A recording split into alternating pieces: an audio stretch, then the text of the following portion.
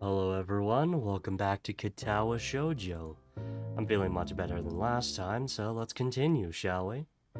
I'm pretty sure this is about the last thing I had in mind when Lily said she'd decide we're to have our date. No man nor woman is dressed in anything but their finest, their formality only matched by that of their surroundings. Rich red wallpaper adorns the walls as the city lights far below flicker and glow. Combined with the ambient hum of quiet speech and the high-pitched clattering of cutlery and wine glasses, the mood is very formal, yet relaxed enough for me to not feel too uptight, despite this being our first real date. Once we get seated, our waiter leaves to attend to others with a quick bow. After an appreciative nod from Lily, far from depending on my help, Lily's managed to navigate herself around surprisingly easy so far, despite the unfamiliar environment, a light brush here and there, and she's generally quite deft at orienting herself as needed. My eyes look to Lily's. I can tell from her face that she's listening to her surroundings just as hard as I'm looking. Though, truth be told, my eyes are lingering on her each time they sweep across the room. The red cheongsam she's wearing accentuates her figure pretty well, and shows off her legs. Even her hair is done up, and the scent of perfume is just noticeable. Yeah, I think a cheongsam is a Chinese dress, I'm not exactly sure. Anyways, while my black suit may be a rental, I managed to select an appropriate one. It feels surprisingly comfortable considering I've so rarely worn one, and fits the setting just as well as Lily's attire. I guess this is a new experience for both of us. She turns somewhat sheepish. I've never come to a place such as this before, no? One hell of a first date, that's for sure. It's gonna be pretty hard for me to top this. A small giggle. Even now, our nervousness is dissipating. Her hand skates along the center of the table until it touches the menu, which she takes in both hands and brings to her face. Hazao? As she lowers the beige lamented sheet just below her eyes, I can see another sheepish look. I doubt asking the waiter for a menu in Braille would be productive. I can read it out for you, no problem. I take mine and give it a quick read, my small grin faltering. Perhaps there is. What's wrong? There are quite a few items on here, and I'm not completely sure how to pronounce a couple of them. One fine cuisine after another is listed. Most may be in Japanese, but a few are English and French. I guess it's to be expected, but I have no idea what's in some of these. Oh, this one I recognize. Wait, hang on. You can cook that? A small giggle of amusement comes from behind the paper sheet. Well, I could read them all out, but it'd take a few hours. Yeah, I had a reaction similar to that when I learned, I believe it was Spain, that apparently bull testicle is a delicacy in Spain. I could be wrong, but I'm pretty sure. Anyways. I mean, some places also, like, eat maggots and stuff, so, I mean, it's not that weird. Yeah. Certainly not, certainly not as bad as whatever we do with hot dogs in the States, but, anyways. Well, I could read them all out, but it'd take a few hours. Is there anything with some kind of fish in it? Let's see. No, no, no. Aren't those poisonous? No, no, no. They eat that stuff? No, no, no, no. Ah, here we go. Also, the French eat snails. Trying to think of some other, like, food facts. Food stuff. Yeah. I mean, I try not to judge food until I actually eat it. But some stuff is like, no. Like, I can't see myself eating a snail or, again, a bull testicle. But, I don't know. They might actually be good. Maybe. Don't know. Never tried. Probably never will. But, yeah. A tuna salad seems to be a good bet. From the picture, it looks like it'd be pretty filling as well. That seems to be a reasonably safe option. Let's order two then. I'm pretty sure a couple of these dishes are from poisonous animals. I've had enough deadly run-ins for now. Lily maintains a smile, but there's a distinct lack of laughter. Black humor mustn't be your cup of tea, though to be honest, I don't find it exceedingly funny either. There are certainly quite a few interesting smells wafting about. The same is true of the sights, I assume. I've never been anywhere like this, a fancy Japanese tea house on an occasion or two, but never anything this lavish nor European in styling. Before another word can be said, a portly waiter in a distressingly tight vest appears at our table to take our orders. Provincial tuno salad, Nicoles, please. I have no idea about French. I think it's French. Provencal tuna salad, Nicoles, please do. I hope I didn't mess up the pronunciation. I messed up the pronunciation, Hazal. Don't worry. I hope I didn't mess up the pronunciation of that too badly. Even if I did, he didn't show it. May I have a glass of Chardonnay, please, Hazal? Oh, the same. As the waiter nods and leaves, I suddenly realize that what I said by absent-mindedly mimicking Lily's answer, I regret it pretty quickly. Alcohol? Only a bit. The girl has an odd propensity to getting hooked on things, I swear. Surprising that it didn't ask for identification. Then again, I guess we both look mature for our age. Don't say that. Look, I've had run-ins with a bunch of actual perverts, so please don't say stuff like that. I'll have to take your word for it. I'll add that this isn't... Hold on, let me just turn that down a bit. There you go. I'll have to take your word for it. I'll add that this isn't what I'd call the type of place to ask such things, though. Good point. We both relax a little into our seats, trying to take our minds off the choking formality of the surroundings. As soon as we do, the same waiter reappears at our table with 2 empty glasses and a bottle, the contents of which are quickly and professionally poured into the former. Hello. Trying to make sure the sound is right. There you go. We both nod politely as he leaves, Lily taking her glass and gently moving it from side to side. The liquid inside glistens as it moves around in the glass, and I have to admit, it makes me a little less regretful for ordering the same. I guess it must take effort to judge how the liquid inside is acting, based on only its center of balance. Maybe it's like her origami, taking every little chance to practice her dexterity. I guess I'm not surprised that you know about a place like this. Those who have money would, I suppose. This reminds me of just how completely different our upbringings were. In Yamaku, it's easy to forget about social and economic disparity between students all wearing the same uniforms, living in the same dormitories. Well, Akira was the one to tell me of it. She's come here before, apparently. So that's what they were conspiring about on Friday. And you chastise me for cheating? That's not cheating. It was simply making use of personal contacts. If you say so. Still, I get the feeling that you're more familiar with this kind of restaurant than I am. Is it the kind of restaurant where you're like, if you get the thing you get like little cloth you put on your lap, you know, in case the food falls down. You know, for manners. Yeah, my mom had to like drill that into my head, be like, okay, you take the I forget what it's called, but like you take this cloth that usually has like forks and like knives wrapped inside it, and then you put it over your lap. So you put it over your lap, and as you eat, it goes on the lap instead of the floor.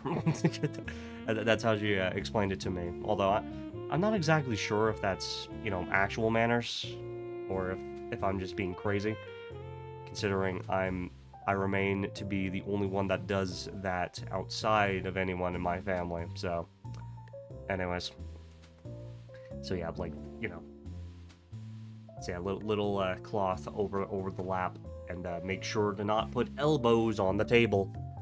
Just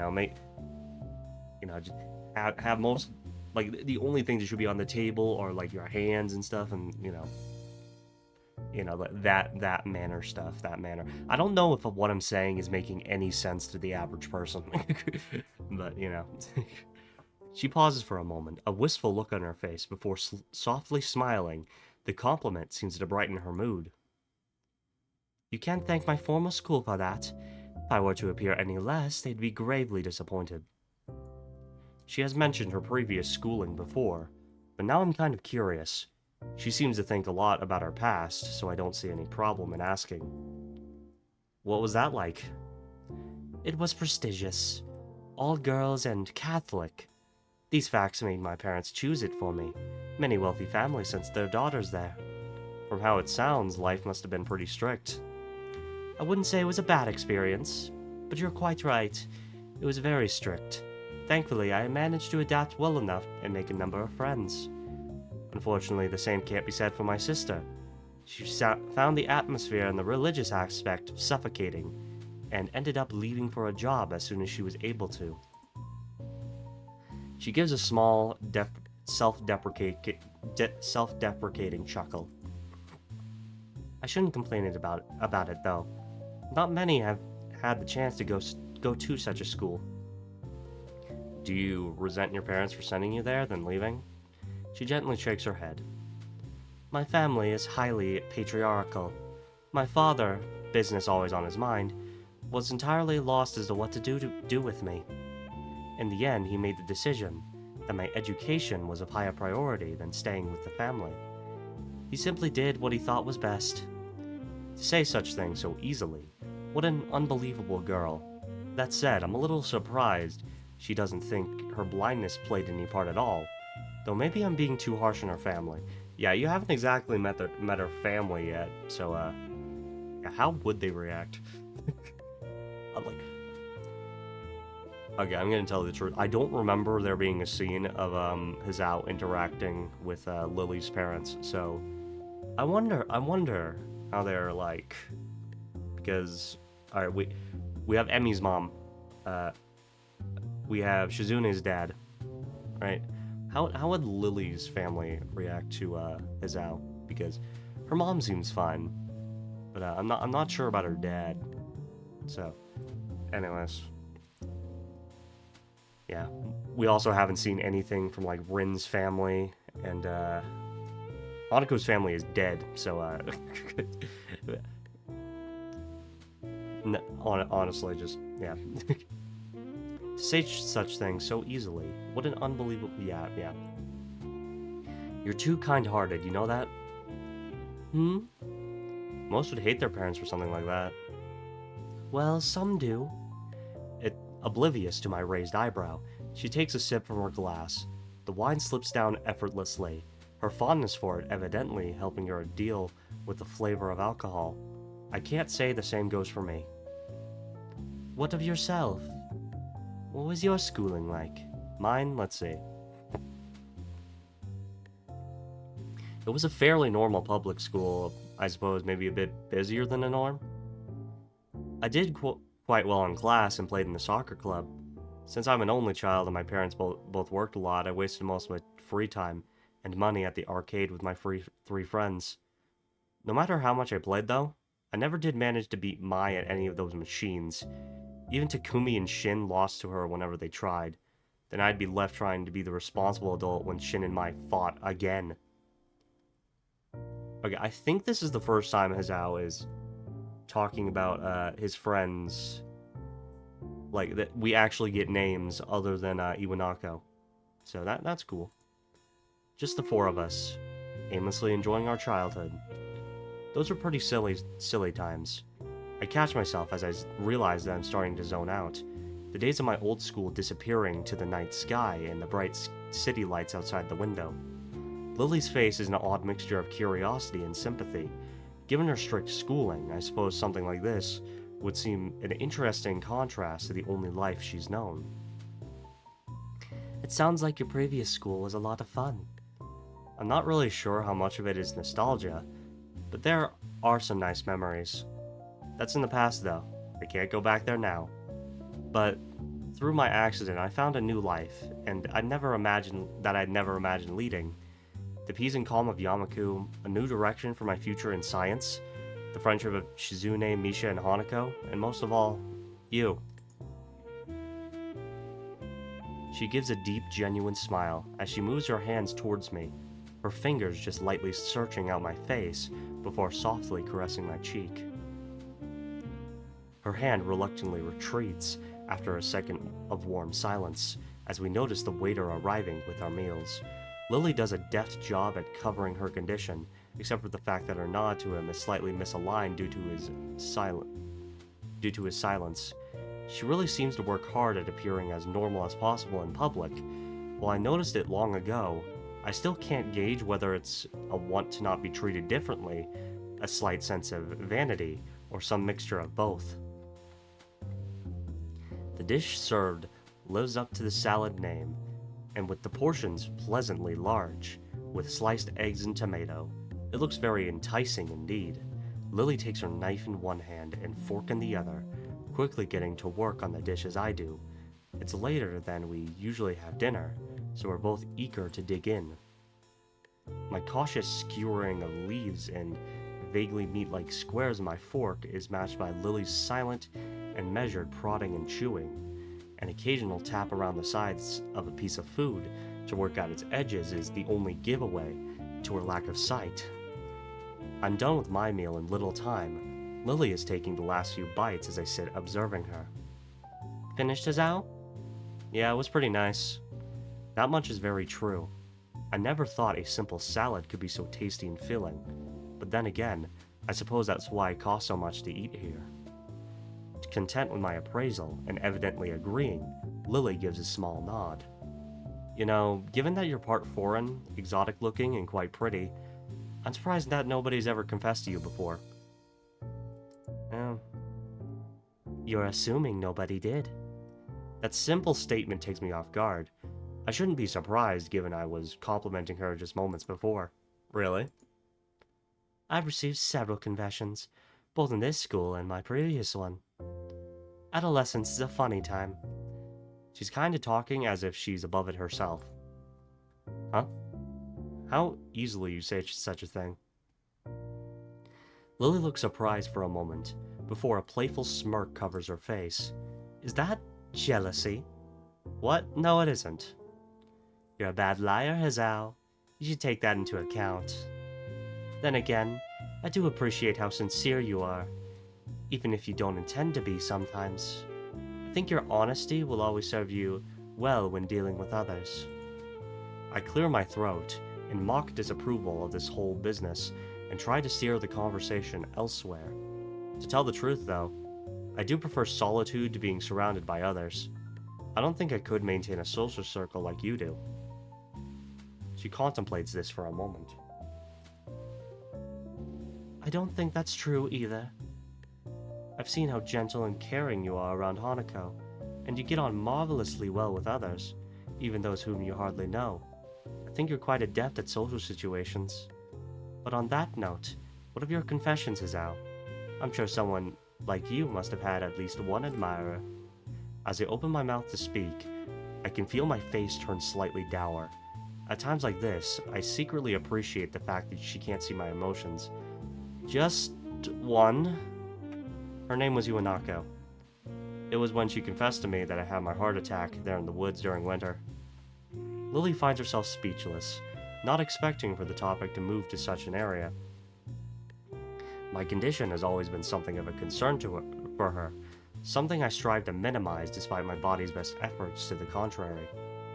Afterwards, she visited me for a while I was in the hospital. For weeks, she came in and talked. It was usually just small talk or classroom gossip, but that was enough. But eventually, she just stopped coming. She was there every day, then every other day, then once a week. Finally, one day, she just stopped visiting entirely. Did you ever see her again? Wrapped in my own little world, I shake my head before remembering the futility of the gesture. Alright, again, I'm gonna put that there. So yeah. Drop the subject. I don't really want to bring up Iwanako more than necessary. This date is after all for me and Lily. I don't want to think about a previous relationship at a time like this. No, that was the last I saw of her. We never talked again either. Seconds pass in silence before Lily speaks again. Moving to Yamaku must have been hard for you, having your friends and even your girlfriend taken from you for no fault of your own. The worst of it passed while I was in the hospital. When all that surrounds you is 4 white walls and a small television, your mind takes a life of its own. It's like my old school, I guess. I just try not to dwell on what's happened and keep thinking ahead. All that reminiscing does is get me down, and it's largely thanks to you that it feels like things are finally getting back on track. That's pleasing to hear, Hazao. She lowers her face slightly, her expression pensive. I guess I went too far and embarrassed her. I suppose you went through something a bit like that when I did when you entered Yamaku anyway, right? I imagine the vast majority of our school students did, after all. You said yourself that you made friends in your old school. I can't imagine many followed you. Lily's deep smile drops, her expression unexpectedly darkening. Even her hands retreat to her lap. After a long while, she speaks. Hazao, can you promise to not tell anyone else what I'm about to... I promise. She looks slightly taken aback at my serious tone, but then relents and smiles weakly before continuing. When I moved to Yamaku, I did regret losing the friends I had in my other school. But there was one person whom I regretted not seeing again. He was the reason I took up English as a future career. He? Considering she came from an all-girls school, that can't have been a schoolmate then. I rejected the confessions I received until then for him. Every time I improved my English skills, his praise was my most treasured reward. It's funny, isn't it? Someone like me, able to boast about the people who have set eyes on me, liking someone so utterly unattainable as my tutor. It truly is the most ridiculous thing. Did you... She quickly shakes her head from side to side. I couldn't. Even then, I knew it was impossible. A silence reigns over both of us. This does seem to explain her ardent focus on her future in teaching English, but I can't help thinking of her confession to me. She lost him without ever letting her feelings be known. Did she somehow fear that would happen again, but with me? I don't really know what to make of it. I've heard of such relationships before, taboos born of such things as puberty and youth. The fact that she had the good judgment to not act on it, though, is heartening. I know this must sound strange, but please, don't think of me. Why would I think of you any less for that? To be honest, I think you must have been a pretty nice person if you liked him so much. Not only that, but you stopped yourself before going too far. For a moment, she looks somewhat lost. Most unexpectedly, though, it was a second before she starts to laugh. The sound takes me off guard. It's not a giggle nor a restrained chuckle, but honest and genuine laughter. I find myself smiling, not just at her display of relief and happiness, but for her to trust me enough to let me see this most private of secrets. Before I realize it, I feel her palm touching my face, her touch as gentle as ever, with her thumb slowly stroking my cheek. You're kind, Hazao. I really do love you. Seeing her face like this, with her palm gently caressing my face, I think tonight has been a wonderful night. I guess we've both had pretty weird past, eh? I think, by most standards, our present is rather odd as well. I smile and hang my head. This woman can easily run rings around me, of that I'm quite sure. I look back around the room, with its continuing quiet hum of patrons. This place probably fits into the odd category too. It's a tad overbearing. That's one word for it, yes. I catch the eye of a scurrying waiter, a short, scrawny guy no older than 20. He kind of reminds me of Kenji, though. Though unlike him, the waiter isn't dressed for winter during midsummer. After a curt bow and an offer to remove our plates, Lily asks for the bill politely and softly. With expert coordination, he maneuvers around the tables, our plates in hands, to retrieve our bill. In no time, he reappears through the doors, smartly handing our bill to Lily, who promptly hands it to me, causing him to raise an eyebrow. As I read the small counter-printed leaflet, the cost is considerably more than I expected. Hazal. Oh, I quickly stammer out the amount, to which Lily merely nods and reaches for her purse. Giving her card to the waiter, he disappears once again. That was a disproportionately a large amount of money. Yeah, like, back in 2009, I don't imagine a lot of people would have credit cards or debit cards. But then again, I was a kid in those times, and all I had were physical money. So, yeah. Anyways, that was a disproportionately large amount of money. The statement seems to make Lily slightly uncomfortable. My family leaves me more than enough for my education. The same goes with my sister, though she dislikes being reminded of that fact. That said, I too dislike throwing money about, but this one time, I think I can make an exception, just for you. Not only did you choose our date, but you paid for both of us as well? I take the bridge of my nose in my fingers. Can't believe how high you set the bar for our next date. She gives a small giggle. I'll be looking forward to it, Azal. The waiter reappears beside us, as if by magic, and hands Lily's card back to her. Evidently picking up on her lack of sight, he places the card in her hand with an extra, perhaps unneeded amount of firmness to make sure of her grip. Leaving, he exercises a measure of diplomacy by keeping a neutral face despite my own expression. Clapping my hands together, I stand from my seat in order to bring an end to our night out. Shall it be off then, m'lady? Goddamn m'lady. Okay, whatever. I mean, look, I'm playing this game, may as well go full neckbeard. Even though I shave, like, every night, but still.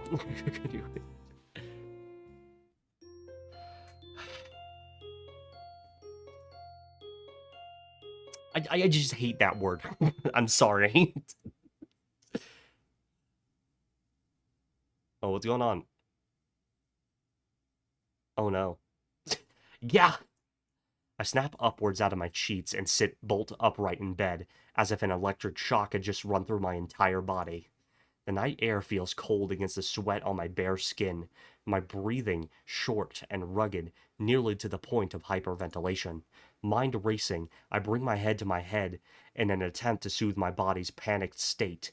It takes me a number of seconds to realize my hand is shaking violently, even as I press it against my face. More seconds pass in complete silence, my desperate attempts to subdue my body and mind slowly, thankfully, working. Gathering myself, I start taking measure of the state I'm in. It feels like I've run a marathon, every muscle feeling tensed and sweat practically pouring off me. I carefully direct my attention to the beating in my chest, measuring out the rhythm in my head. Sure enough, my unreliable heart is functioning properly for once. Just, what the hell was that? A heart attack? A bad nightmare? Medicine side effects? I heard about panic attacks, but this doesn't seem to be the hallmarks of one. I can't even be bothered thinking about it right now. I feel utterly exhausted yet completely awake after this experience. I look over to the other side of my bed, the pale white of a silent figure's face almost glowing in the nighttime darkness of the room. Just the sight of her is enough to calm me down significantly.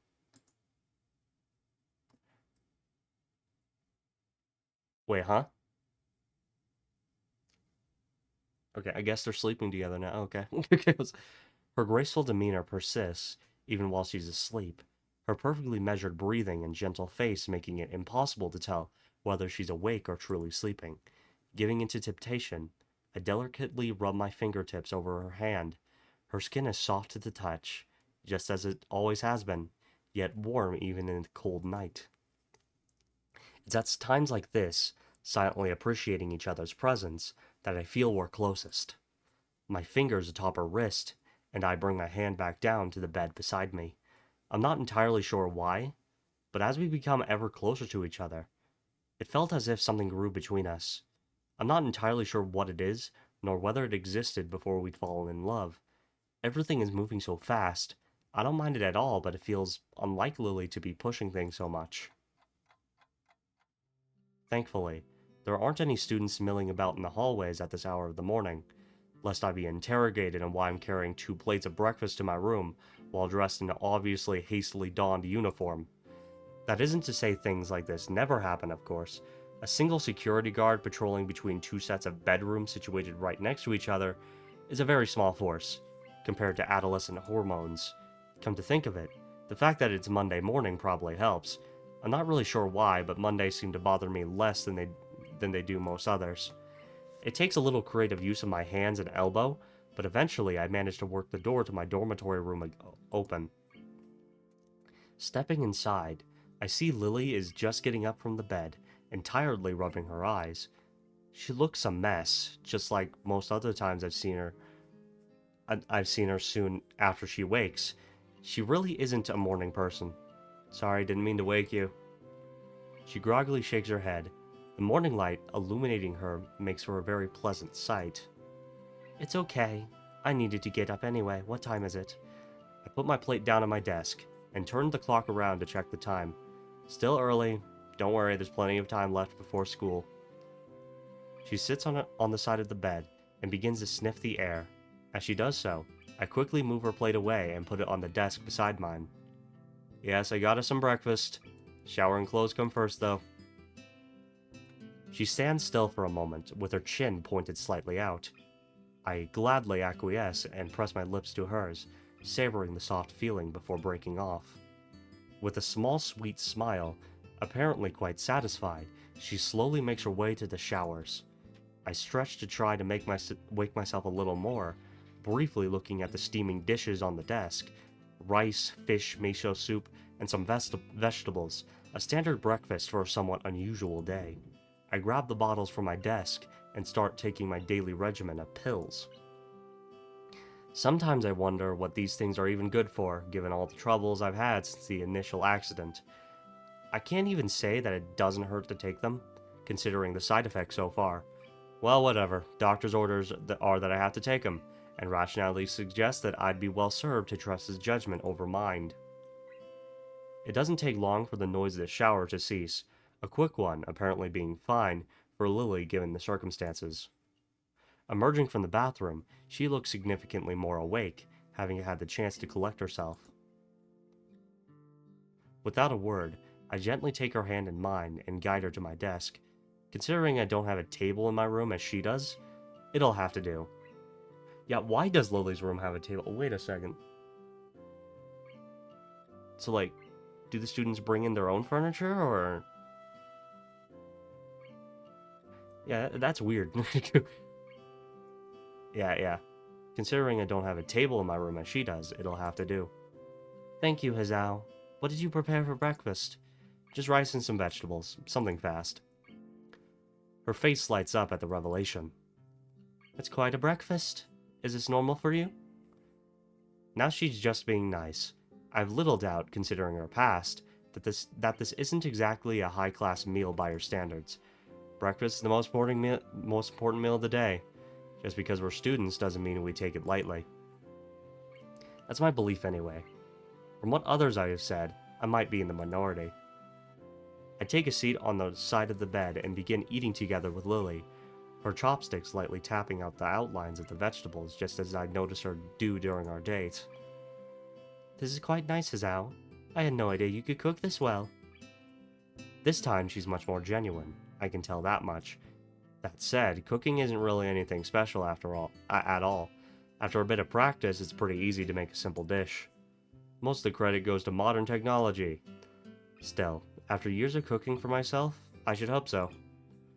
I got bored of eating instant noodles and ordering pizza every time my parents were both working, so I taught myself how to make a few meals. I'm still trying to get the knack of it, though. You'll make a good wife someday, Hazao. I take a grain of rice and place it onto my thumb, before carefully taking aim and giving it a good flick. Lily jumps a little as it hits her cheek, right on target.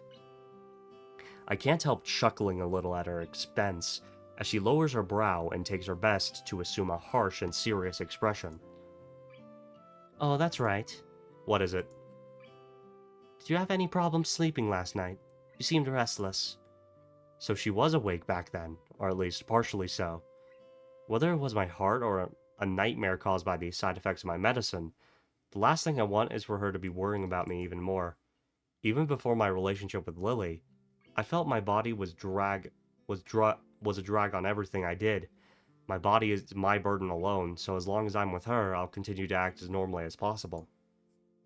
No, not particularly. Is that so? That's good then. Luckily, she seems to take me at my word. Come to think of it, there was something else I wanted to ask. Oh? How should I put it? When you dream, do you see people and objects? Yes, of course Oh. I feel more than a little sheepish for that slip of the tongue.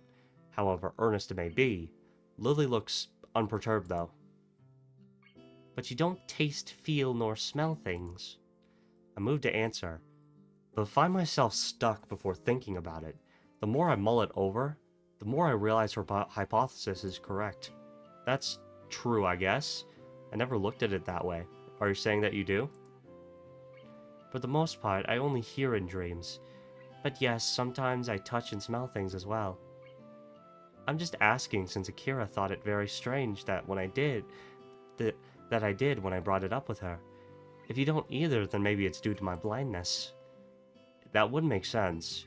You rely on your other senses more than me, so maybe that affects your dreams as well. The wonders of the human body, I guess. For the rest of the time before school, we quietly eat the hearty breakfast in front of us, exchanging a few small pieces of small talk as we do.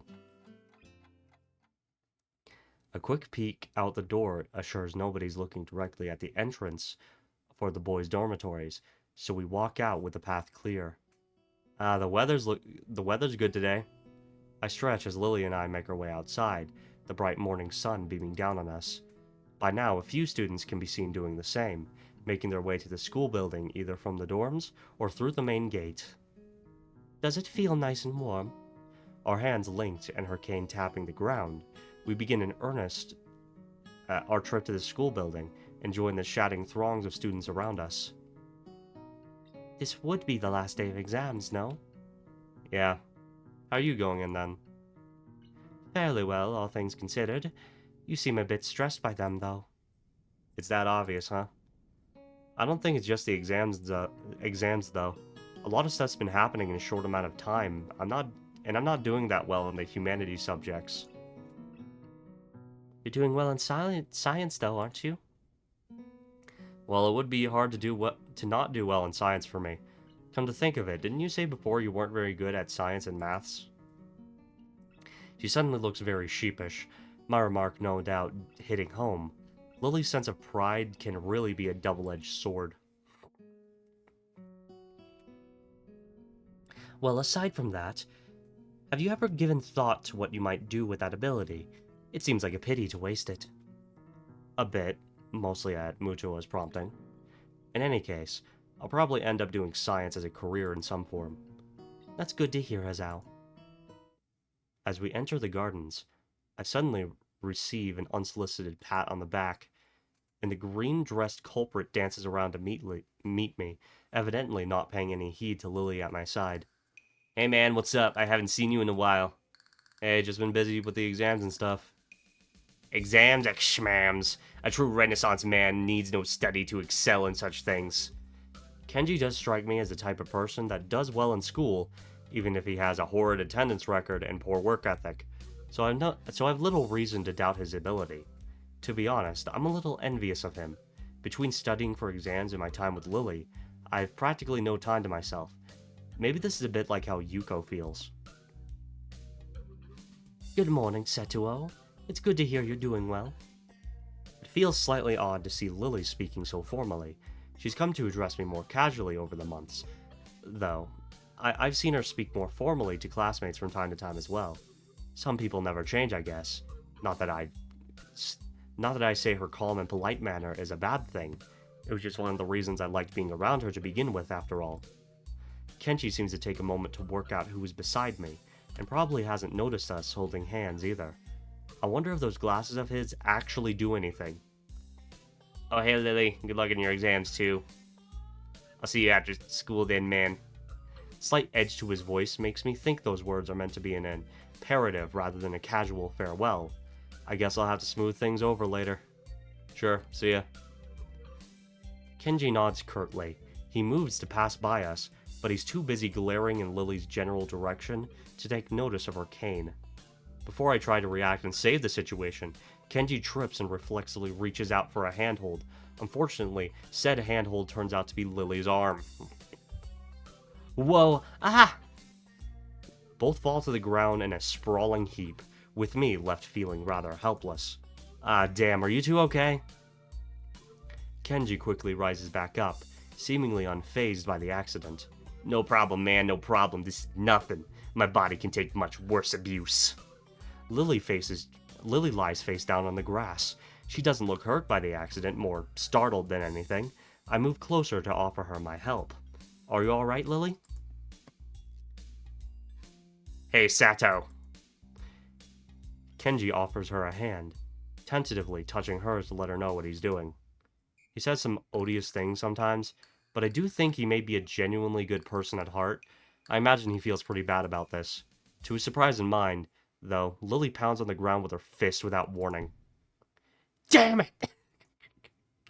Kenji freezes, entirely caught by surprise at her outburst. I'm just as shocked. She's never acted like this before, not even around Shizune. Seemingly not only remembering that there are people around her, Lily slowly climbs to her feet. Her face, as she does so, makes me retreat a little.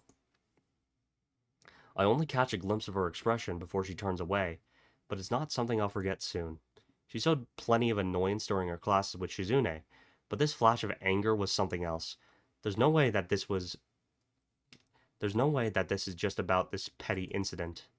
She pauses for a moment before sighing and walking on ahead. I really don't know what to make of this. Uh, I'll talk to you later, dude. See ya. Yeah, see ya. Kenji scratches the back of his head, trying to find something to say, then shrugs and walks away, giving us a wide berth. I quickly catch up to Lily. She turns her head a little to acknowledge my presence, but nothing else. I should probably scold her for lashing out like that, but I also don't want to get into a shouting match with her. She's still very obviously annoyed.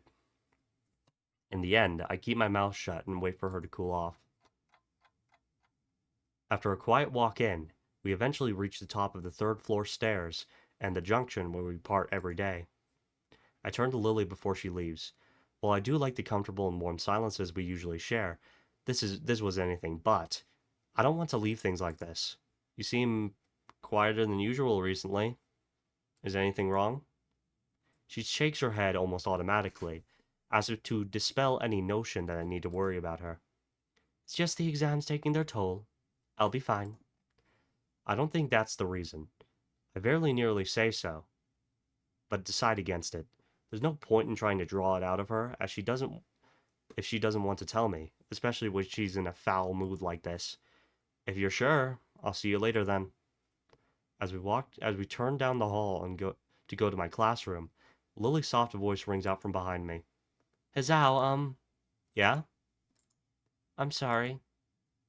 With that, Lily makes off down the hallway to her own classroom, her hands skating along the metal railings. I stand still and watch her until she turns into her classroom and out of sight, before going to my own class with a fair measure of reluctance. As usual, I'm early. Mutuo is fiddling with folders and papers on his desk as he prepares for the day while a handful of students mill about, chatting away. While my feelings about Lily haven't dissipated, far from it, her mention of my exam performance did remind me that I have my own life's journey to attend to. After thinking about it, I realize that I do genuinely want to pursue science in some form as a career, rather than it simply being the path of least resistance. Until now, though, I didn't have much of an idea of where in the field I wanted to go. Just science is a pretty broad category of jobs. Yeah, there's physics, there's biology, there's meteorology, there's a lot of stuff. Chemistry. Yeah, there's also the very specific sciences, like what was it? entomology, the study of insects, I think. Um, Botany, um, there's a lot of stuff. A lot of stuff. Geology, you know. Something Lily mentioned earlier focused my thoughts, something I'd only idly pondered about before. I'd not seriously considered following this specific path. I walk up to Mutuo's desk, his attention too focused on preparing for the day's lessons to notice my approach. It's the same every day. Good morning. He looks up with an expression of mild surprise that's quickly replaced by his typical awkward smile. Good morning, Nakai. Can I help you? Do you mind if I ask you something?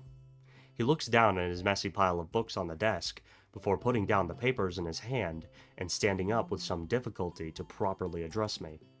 That's what I'm here for, after all. Ask away. I was just wondering, what would you say is the motivation behind teaching? He thinks on this question for a few moments before responding, evidently far from having a prepared answer. If you talk to 10 different teachers, I think you'll get 10 different answers to that question. Well, I can only speak for myself. I'd say that I teach because, He sinks into thought again, carefully assessing the way he wishes to present his idea. Think of it this way. When you were a child, you probably played with sticks and pebbles and moving water such as the gutter or puddles, right? Yeah, I think a lot of people do that when they're young. Well, it's not just when they're young, for some, though it does take on another form. My point is, though, that when one is doing that, they're curious about how water will flow or be changed. Everyone, even at a young age, possesses an intense wonderment about how the world around them works, even in its smallest forms. I still feel that sense of wonderment about the universe. Even just reading about new discoveries or classic experiments gives me a renewed sense of awe at how marvelous everything is, from the farthest stars to the smallest puddle. I just hope I can give others even a small piece of that wonderment I feel. If I can do that, even if it's just for one person, I think that I can be happy as a teacher. He scratches his head as he mentally reviews what he's said. I feel like I understand him better now. Even if he's awkward around others, he does have a genuine want to be around them and offer them a piece of himself that he values. What Lily told me yesterday rings in my ears. I think you get on well with others. Huh. She always did say I was unusually curious. Sorry if that was a little meandering. Does it answer your question? It does, thank you. I also had another question, actually. Oh, what might that be? Do you have any college brochures or guides? It's about time I started getting some applications in. He nods and bends down to look inside his desk.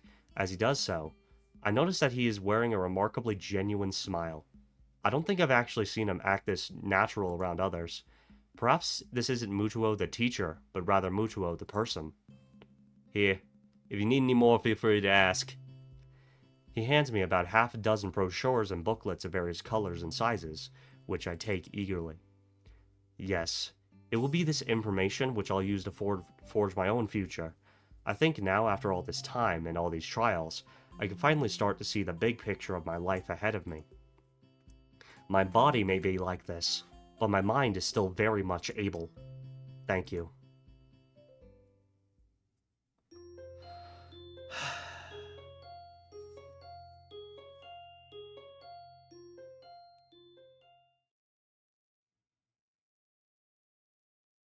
I think I'll continue.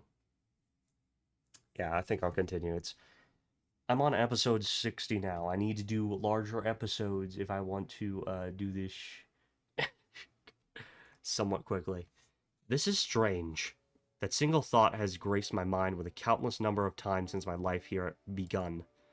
It feels like an easy way to discard a troubling question, as if simply labeling something with those 3 words will make it go away, or at least not worth thinking about any further.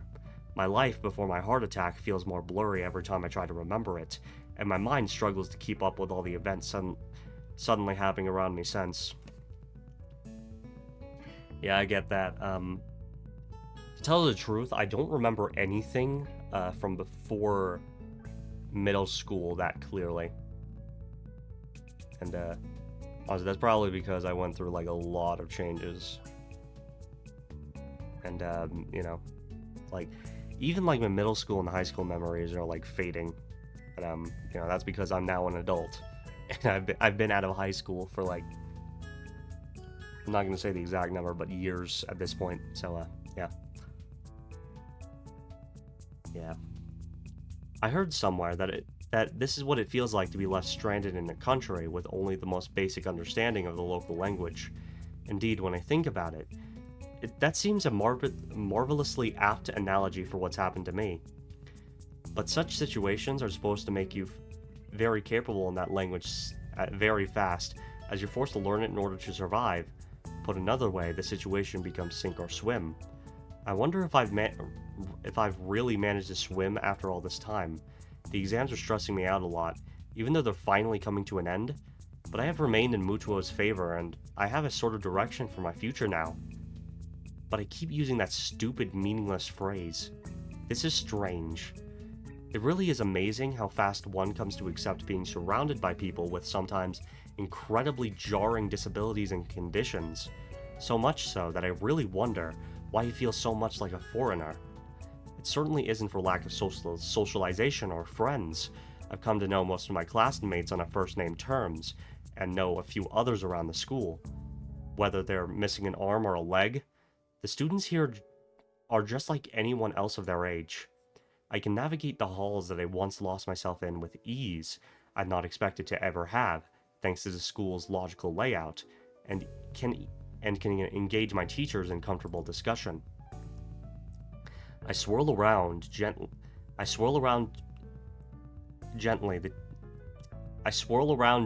the tea in my cup. I swirl around gently the tea in my cup. I don't think that's correct. I swirl around gently the tea in my cup. The reflected image of my face becoming distorted in the moving liquid. This is strange. I used to hate drinking tea. Maybe I'm thinking too much. The familiar sound of china rattling from a teacup, touching an accompanying saucer, rings out. Is something the matter? Don't worry, it's nothing. I take a long sip of the tea in front of me as the girls do. Just whiling away the time in Lily's room sipping tea with her and Hanako, it feels familiar, almost nostalgic. So, how's your work in the newspaper club going, Hanako? I want to know too. It sounds like it'd be quite interesting. Hanako's face turns down at the attention placed upon her, though her smile belies the fact that she genuinely likes being the center of interest for the two of us. It's good. I think I'm getting better at it. Naomi and a couple of her friends handle most of the jobs, getting stories and stuff. I just do the computer things, like putting the stories together and getting it printed. It's nice since I can sit and concentrate. I see Lily's low-tech nature isn't shared by Hanako. While sitting in a room compiling other people's newspaper articles into documents doesn't strike me as overly outgoing, it is heartening to see her widening her circle of friends. Baby steps, I guess. It's probably a bit much to be expecting her to become a socialite like Lily. How are you finding Naomi? I've heard she can be quite troublesome at times. And Lily's going into her mothering mode over Hanako. Letting go of her is something she's had to learn. Hanako scratches her cheek, thinking on her answer. Naomi's nice. She's a bit loud sometimes and a bit tiring, but she's really helpful. Her friends are nice too. That's wonderful to hear, Hanako. I'm glad you find a source of such enjoyment. Lily's smile is warm and genuine, but I can sense a touch of wistfulness to it as well. Hanako seems to miss that entirely, but I don't think for a second that I'm imagining it. I suppose it's because I've only come to pay more and more attention to everything going on around me, with things seemingly happening faster and faster. It feels like I'll miss something if I'm not as observant as possible. With the exams, my newfound love life, trying to fit in some studying regarding my options for college and university, and my heart condition applying the brakes on everything at irritatingly random times, my brain's been in overdrive recently. It makes me appreciate the rare quiet times such as these. I guess that's why Lily came to appreciate her weekly walks to the convenience store and her tea parties with Hanako. Despite her like of being surrounded by others, they give her a moment of peace in a chaotic and busy life. Thank God the exams are over, eh? The comment draws an earnest chuckle from both of the girls. It seems like everybody's been a lot happier since the exams ended last week. So what are you doing for the summer holidays? Hanako, only... I quickly count the days in my head. Today's Monday, and school finishes on Saturday. 5 days ago, after all. I was thinking of traveling, just around a bit. There's a lot of places I want to see, and I think I have enough money to pay for the bus and train rides. Naomi and one of the other girls in the newspaper club said they might come along too. Her look indicates she's given the matter quite a lot of thought. I'm kind of surprised that she's contemplating something like this. It seems she's really become intent on striking out on her own. Is there anywhere in particular you're thinking of going? I was thinking that Kyoto sounds nice. I think I'll try going to a few places though. Lily nods in approval, happy with Hanako's plans. While I cast my eyes to Lily, I refrain from asking her the same question. She's been evasive with her plans for the future for a long time now, but I never seem to get a good time to broach the subject alone with her. Every time it comes up in conversation, it feels like she's either unsure of herself or simply dodging the question. It's troubling. Be sure to call sometime while you're out and about. I gave you my number before, right? Hanako gives a quick nod, a happy smile on her face. It's strange to see how happy people seem to become when they have a goal to work towards. Yuko seems to brighten whenever her university aspirations are brought up, and Hanako is just the same. So why do I feel this uncertainty? And why Lily too? Relationships can be irritatingly troublesome sometimes. Oh, what time is it? Oh. It takes me a second to remember that Lily's clock doesn't have the usual feedback. I really should know given how many times I've been in our room. Nevertheless, I take my watch from my bag and quickly check it, the reason for asking becoming clear. It's about 20 past 10, nearly curfew. Hanako rises to her feet, dusting herself off and neatening her gown after doing so. I'd better get going then. Good night, Lily, Hazao. Sleep well, Hanako. See you tomorrow. With that, she walks to the door and quietly makes her exit. Silence. This seems to be happening more and more between Lily and me recently. After a few seconds, I finally find something to talk about. Oh yeah, I talked to Mutua on Friday and finally checked out some guides on college and how to apply for it. That's good news. If you're going to be applying for colleges, I assume you have some idea in mind of what you might do in the future? I think I've settled on becoming a science teacher. It's going to take quite a while to get through university and everything to be qualified, but I think it'll be worth it. Lily's face brightens considerably at the news. I suppose with her wish to become a teacher, she's delighted I take the same kind of path. So you've decided on a career of teaching? I think that path suits you most excellently, Hazao. I smile and nod. This time, even if I know she can't see me doing so, I know she feels it. I imagine Mutua would have taken to the news well. That's one word for it. Hey, Lily. Yes? I know you want to be a teacher, but for a second, I wonder whether I should ask her the question on my mind, but that's quickly brushed aside by the fact that it's rather late to have second thoughts. Surely you don't think I'd be offended by something regarding my blindness? Her accusing tone is betrayed by her grinning face, amused at my awkwardness in raising the topic. Some things never change. Good point, I guess. I was just thinking whether or not being blind would be a hindrance, what with your ambitions to become a teacher and all. She looks mildly surprised before giving the question some thought. I refuse to think she's never actually pondered this issue before. I wonder... Hazao, could you close your eyes for a moment? Okay. Raising an eyebrow, I do as she requests. I have no idea what she has in mind, and my questions only increase as I peek out from one eye. Taking the black ribbon she usually wears in her hair from the cabinet beside her bed, she advances towards me while running it through her fingers to remove any stray hairs remaining on the piece of cloth.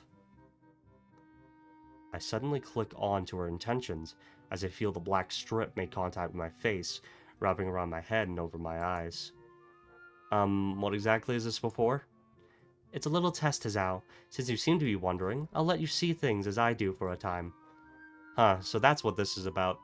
To be honest, this actually sounds kind of fun. Childish, and rather silly to anyone who would be watching, but a silly bit of fun never hurt anyone. I stand up with a heave, my hands quickly moving out in front of me to warn me of any obstacles. Okay, now what? Now touch me. If you say so, now then. I slowly make my way forwards, towards the sound of Lily's voice. My walking speed could barely even be called a shuffle, the entire experience of feeling alien enough that I don't want to risk inadvertently tipping over anything, such as her table or her haphazard piles of books. Something soft yet solid brushes against my left leg. Further inspection reveals it to be Lily's bed. I move onwards, finding myself thankful that Lily's room is so neat and tidy. Even the piles of books she has are generally kept close to the wall, and well out of harm's way. The hard wall pressing against my outstretched hands makes me furrow my brow in frustration. Hey Lily, where are you? What are you doing over there? I'm over here. Lily's voice comes from the other side of the room, far from where it was before. Even to my untrained ears, if she's going out of her way to avoid me reaching her, then this isn't just a game to her. Of course it is, compared to a life where even the concept of sight is an abstract one. A few minutes in a blindfold are nothing. I guess she's made her point. She's more than capable of navigating her room. And, further, I've seen how independent she is, even when compared to many of the others in Yamaku. Well, even if this is just a game, I may as well play it wholeheartedly. With a pace much quicker than before, I move towards the source of her voice, deftly sidestepping the table in the center of her room, thanks to remembering its position. I've got you now. She gives an impish giggle, one just long enough to work out that she's passing just beside me. I quickly turn around and face the new direction. The table wasn't there before. Ow, ow, ow. I slowly sit up next to the table, raising my blindfold as I rub my aching head. I give an irritated kick to the table that's just sitting in front of me where I fell. Utterly pointless, but the thing deserved it. Hazao? Lily's still standing just to my side, obviously unsure of what's befallen me. Sorry, I kinda fell over. Are you hurt? My head hurts, but I think I'm okay. I think the table moved in order to trip me over. She giggles as she walks over and takes a seat beside me, her hand resting on my own. I suppose that's the end of that, then? I think so. But I also think I get the point, though I do wish it hadn't involved such a headache. Lily suddenly looks blank. Point? And I return an extraordinary flat look. That was just for fun? I just thought it might ease you a little about the subject. You always seem to tiptoe around it after all. In regard to teaching, sight isn't that important. There are plenty of classes taught by entirely blind teachers, and more than enough resources for me to learn the subject. It's as simple as that, really. I slump my shoulders and give a snort of amusement. Yeah, I understand.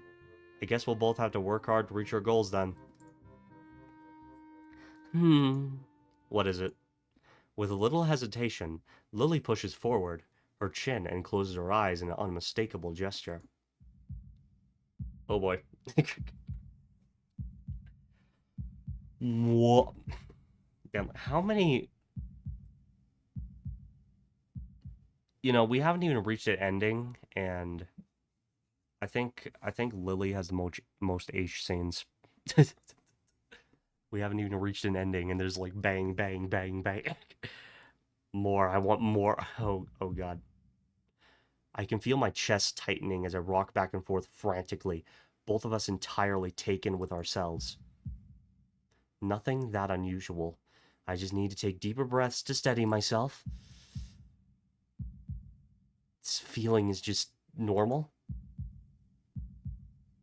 Ah, ah. This isn't... I can't. The pain is too much. Ah! I stumble backwards from Lily, with unseemly haste, clumsily hitting the back of my foot against the table and falling to the ground with an unceremonious crash. Breathing wildly, I frantically scrape at the ribbon over my eyes as I lay on my back. I have to get this off. I have to get this off. For a moment, everything goes blank. As the rush of newfound light assaults my eyes, my breathing slows from the brink of hyperventilation. Seconds pass and I carefully measure out the rhythm of my heartbeats with every ounce of concentration I can muster. My heart is normal. It's back to normal. My body feels utterly bizarre as I lay dazed on the floor looking at the ceiling, the adrenaline from before still pouring through my veins, but my mind is completely exhausted. I prop myself up as I hear Lily getting off the bed and coming towards me. Hazao? Are you okay? Hazao? I'm fine, Lily. I'm fine. She gives a sigh of relief, her worried expression collapsing. Her face afterward is the very last I'd ever wanted to see from her. It's a face I detested when I first saw my parents in the hospital all those months ago. Pity. Lily pities me. I just close my eyes and turn away. Powerless. I feel like throwing up. Sorry. She slowly shakes her head as she finishes buttoning up her top. Her kind smile looks so fragile, so delicate, that it makes my heart sink. Approaching carefully, she feels out the edge of the low table before taking a seat next to me, putting her arms around my chest. I'm sorry, Hazao. I shouldn't have pushed my desires onto you. You don't need to apologize. I'd normally be fine. You've seen that much before. I guess I shouldn't have tried to push myself so far. My eyelids feel heavy. Calmly sitting next to her like this is probably letting the adrenaline work itself out of my system and letting my mind relax. So that's why you never took the lead. Yeah, I guess it's a good thing you like to, huh? The joke seems to lighten her expression a little, a fact which helps let me feel less uneasy about my unreliable self. Lily's head comes to rest on my shoulder as I struggle to keep my eyes open. With more difficulty after each blink, I feel completely drained. It's okay, Hazao. It's all okay. No sooner does she say this than a small quiet tune escapes her lips. Entirely too tired to think, all I can do is listen to her soft humming. It's a soft, almost melancholic tune. It sounds familiar, but the more I try to remember its origin, the less I seem to be able to concentrate. The feeling and scent of her head gently resting on my shoulder, and her warm body against my side are soothing. The soft humming of her voice, too. It relaxes my mind as much as her warmth relaxes my muscles. This singular quiet moment, after all this fracas, makes me realize just how exhausted I've become. I can feel my eyelids slowly becoming heavier and heavier. Even with the chaos of before, I wish this moment will last forever. Lily and I together, sharing a single solitary occasion together, just as we used to. But if that's the case, why does she feel further away than she's ever felt before? Alright then, I think that's the end of this episode.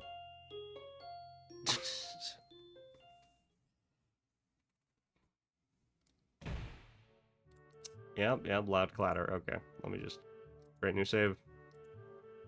Okay, so. It's been Dean the Autist. Thank you for watching. I'm not going to record any more episodes today, but I will be trying to complete this game in this week. And, yeah, by the time I end this game, I do have a few games I want to play. And, in all honesty, I think the games, like, the number of games I want to play for the channel now, I'll probably just make a video whenever I do finish this game. I'll probably just post a video, like, what should I play after Katawa Shoujo, and games I'm considering playing, and, stuff. So, yeah. Anyways, so, like, there's a good number of games I haven't played before that I want to play blind for the channel, and there's a number of games that I have played before that I just want to play for the channel, so, yeah. Well, anyway, it's been Dean the Autist. Have a nice day. See you tomorrow. Thank you for watching. Goodbye.